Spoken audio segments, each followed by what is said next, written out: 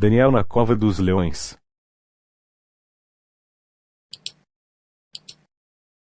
No ano 539 a.C., Ciro, rei dos persas, conquistou a Babilônia e se torna imperador mundial. Poucos anos depois, Dário tomou o trono, e com ele o Império Persa atingiu seu apogeu. Dário dividiu seu vasto império para ser governado por 120 sátrapas, que prestavam conta a 3 supervisores. Daniel era um destes 3. Por ora, Daniel destacou-se tanto entre os governadores que o rei planejou colocá-lo à frente do governo de todo o império. Os sátrapas ficaram com inveja e procuraram motivos para acusar Daniel. Procuraram achar defeitos em sua administração, mas Daniel era fiel, honesto, dedicado e incompetente. Por não acharem nada do que acusar Daniel, estes homens ambiciosos tramaram uma armadilha. Chegaram à conclusão de que a única coisa que podiam atacar era a lei do Deus de Daniel, que era diferente de todos os demais. Finalmente, foram à presença do rei Dário para apresentar-lhe uma proposta ardilosa. Viva, o rei Dário, viva para sempre. Todos os supervisores reais, os sátrapas e os conselheiros concordaram que o rei deve emitir um decreto ordenando honra máxima ao rei. Todo aquele que, nos próximos 30 dias, adorar a qualquer outro deus ou homem, terá que ser lançado na cova dos leões. Assine este decreto, para que seja emitido, divulgado e cumprido. Que seja uma lei digna dos Medo-Persas, que é certa e não volta atrás. O rei ficou envaidecido, gostou da honra que os seus súditos lhe prestariam, e, sem pensar muito, assinou e selou a nova lei. Uma cópia da lei foi para Daniel, que ficou estarrecido e muito preocupado.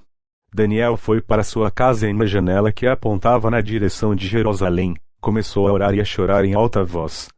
Era seu costume de fazer isto todos os dias, 3 vezes ao dia, mas desta vez as lágrimas jorravam copiosamente.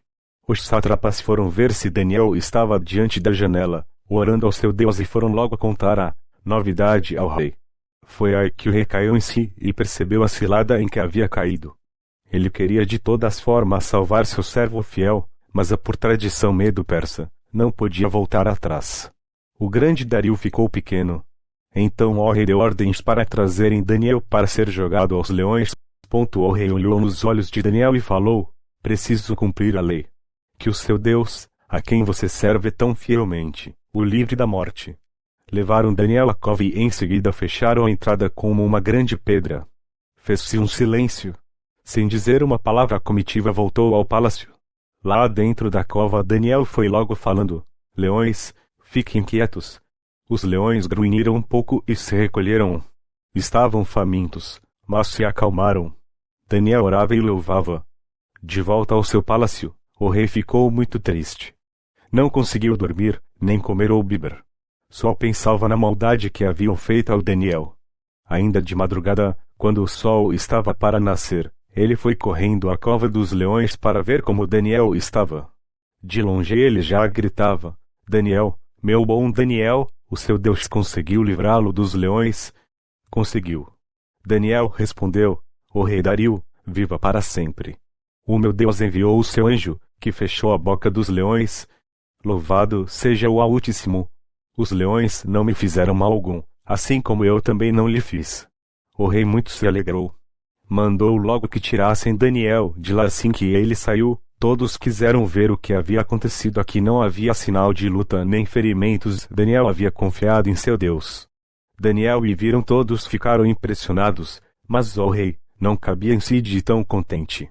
Imediatamente, ele chamou seus oficiais e deu uma nova ordem: tragam os conselheiros sátrapas que acusaram a Daniel e joguem-nos na cova dos leões. E assim se fez. E ouviu-se muitos ruídos dos leões vorazes, que os atacaram e despedaçaram todos os seus ossos.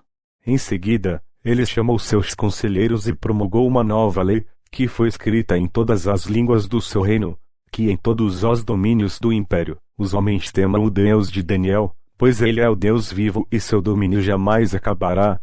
Ele livra e salva. Adorem o Altíssimo.